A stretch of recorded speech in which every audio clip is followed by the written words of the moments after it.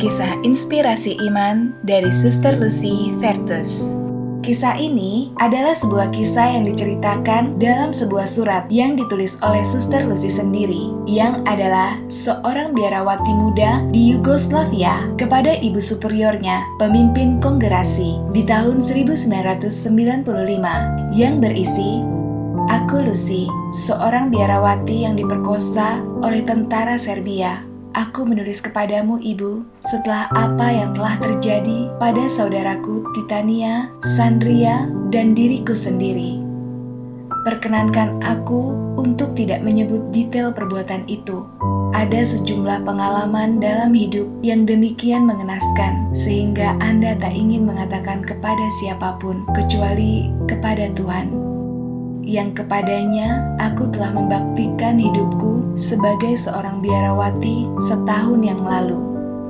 Dramaku bukan hanya pelecehan yang kuderita sebagai seorang wanita, bukan juga kekerasan yang tak terobati terhadap panggilanku sebagai seorang religius, tetapi kesulitan untuk menghubungkan ke dalam imanku sebuah peristiwa yang jelas membentuk sebagian dari rahasia kehendak Tuhan yang selalu aku anggap sebagai pasangan ilahiku. Hanya beberapa hari yang lalu, aku baca Dialog Karmelit dan aku spontan meminta kepada Tuhan sebuah rahmat untuk bergabung dalam bilangan para martir baginya. Kemudian Allah meluluskan permohonanku, tapi dengan cara yang sangat mengerikan. Kini aku menemukan diriku dalam derita kegelapan jiwa. Ia telah menghancurkan rencana dalam hidupku, dan ia telah menghantar aku secara tiba-tiba pada sebuah rencananya yang tak dapat kupahami. Ketika remaja, aku pernah menulis dalam buku harianku yang berbunyi, "Aku tak memiliki apa-apa, aku bukan milik siapa-siapa, dan tak seorang pun menjadi milikku. Tetapi seseorang merebutku di suatu malam-malam yang kuharapkan tak pernah kuingat, merenggutku dari hidupku sendiri dan berusaha membuatku menjadi miliknya." Baru di pagi harinya, aku bangun, dan pikiran pertama di benakku adalah sengsara Kristus di Taman Getsemani. Di dalam diriku adalah pertempuran tak terkendali yang sangat parah. Aku bertanya kepada diriku sendiri, mengapa Tuhan mengizinkanku tercabik, dihancurkan tepat dalam hal apa yang menjadi arti hidupku?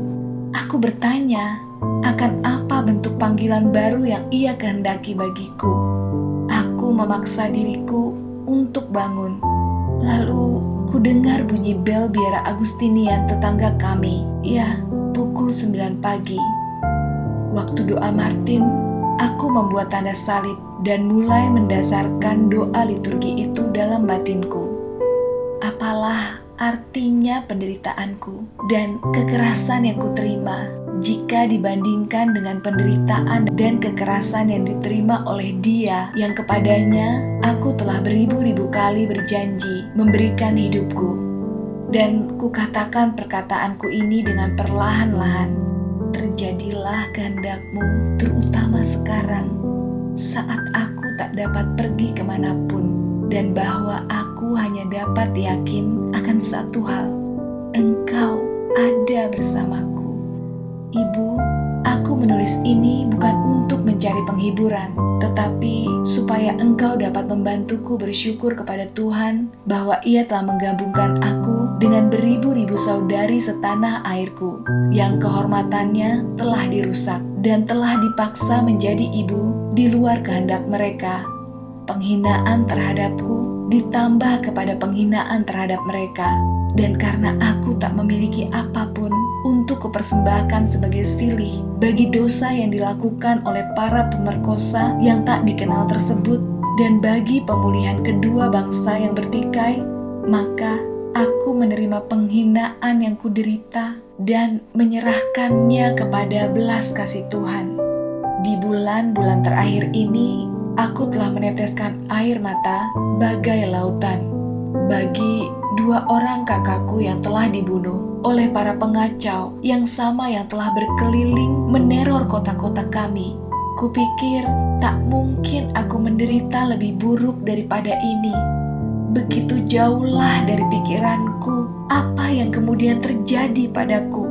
Setiap hari, beratus-ratus orang yang kelaparan mengetuk pintu biara kami, gemetar karena kedinginan dan keputusasaan. Beberapa minggu lalu, seorang remaja putra berkata kepadaku, "Begitu beruntungnya Anda telah memilih tempat perlindungan di mana si jahat tak dapat menyentuhmu." Ia memegang sebuah tasbih, lalu ia menambahkan katanya, "Anda tidak tahu bagaimana rasanya dipermalukan." Dan aku merenungkan perkataannya dan meyakinkan diriku sendiri bahwa ada elemen tersembunyi dalam penderitaan bangsaku yang tak ku ketahui, yang membuatku hampir merasa bersalah karena aku tidak termasuk di dalamnya. Tapi sekarang aku adalah salah seorang dari mereka, satu di antara banyak wanita tak dikenal dari bangsaku yang tubuhnya telah dihancurkan dan hatinya dilukai. Tuhan telah menerimaku dalam misteri penghinaan ini, terlebih lagi bagiku yang adalah seorang biarawati. Ia telah menempatkanku dalam kesempatan istimewa untuk bersentuhan dengan kejahatan di kedalaman kekuatannya yang kejam. Kini aku tahu bahwa mulai sekarang kata-kata pengharapan dan penghiburan yang dapat kukatakan dapat menjadi lebih dipercaya, sebab kisahku adalah kisah mereka, dan kepasrahanku yang ditopang oleh iman sedikitnya merupakan penghormatan atau kalau tidak menjadi contoh bagi tanggapan moral dan perasaan mereka. Tuhan telah memilihku, semoga Ia mengampuniku untuk pradugaku ini, untuk membimbing mereka yang terendah dari bangsaku menuju fajar penebusan dan kemerdekaan. Mereka tidak akan meragukan ketulusan perkataanku, sebab aku datang seperti mereka dari ujung penghinaan dan penistaan. Aku ingat saat aku kuliah di Roma untuk memperoleh gelar master dalam sastra, seorang pernah mengajariku ayat-ayat dari sajak Alexei Misklofik yang berbunyi, "Kamu jangan mati, sebab kamu telah dipilih menjadi bagian dari hari ini."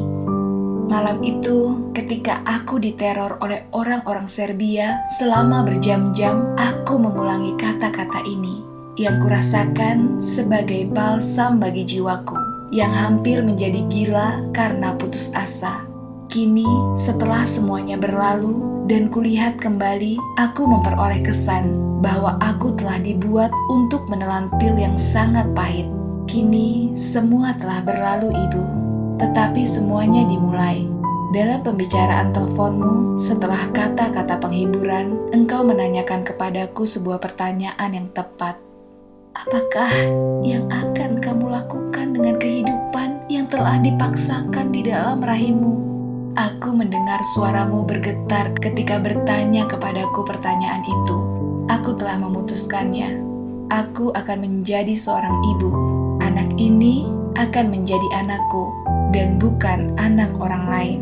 Aku tahu bahwa aku dapat mempercayakan dia kepada orang lain, tetapi ia hadir meski aku tidak pernah meminta dan mengharapkannya. Ia mempunyai hak atas cinta kasihku sebagai ibunya.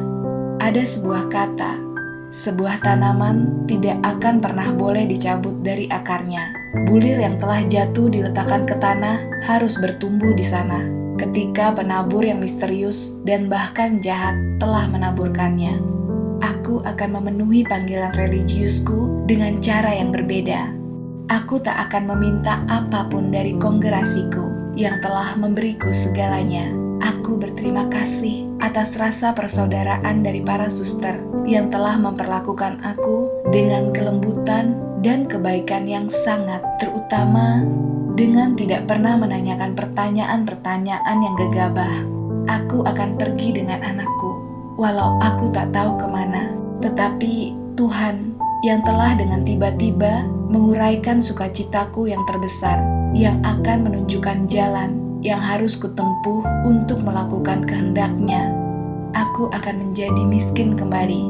Aku akan kembali ke celemekku yang tua dan sepatu kayu yang digunakan oleh para wanita di negara ini untuk bekerja. Dan aku akan menemani ibuku ke hutan untuk mengumpulkan getah resin dan torehan batang pohon-pohon. Seseorang harus mulai mematahkan rantai kebencian yang telah selalu menghancurkan bangsa-bangsa kita. Dan juga aku akan mengajarkan anakku akan satu hal saja, yaitu kasih. Anak ini yang akan dilahirkan karena kekerasan akan menjadi seorang saksi bersama denganku bahwa satu-satunya kemuliaan yang memberi penghormatan kepada manusia adalah pengampunan melalui kerajaan Kristus demi kemuliaan Allah. Demikian kisah dari Suster Lucy yang mengikuti teladan Kristus untuk menyerahkan hidupnya sepenuhnya kepada Tuhan.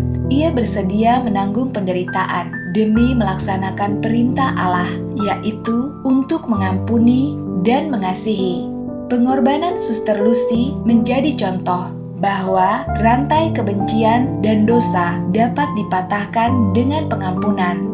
Dan hal itu kerap mensyaratkan kematian terhadap diri sendiri. Namun, kematian ini pada waktunya akan berbuah kehidupan dan kasih sejati.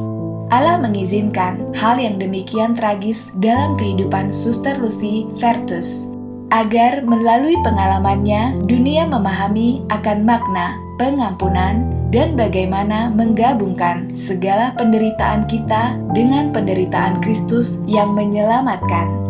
Semoga kisah ini sangat bisa menjadi inspirasi iman buat kita semua agar dapat mampu untuk mengampuni dan mengasihi apapun yang telah kita lewati dalam kehidupan ini.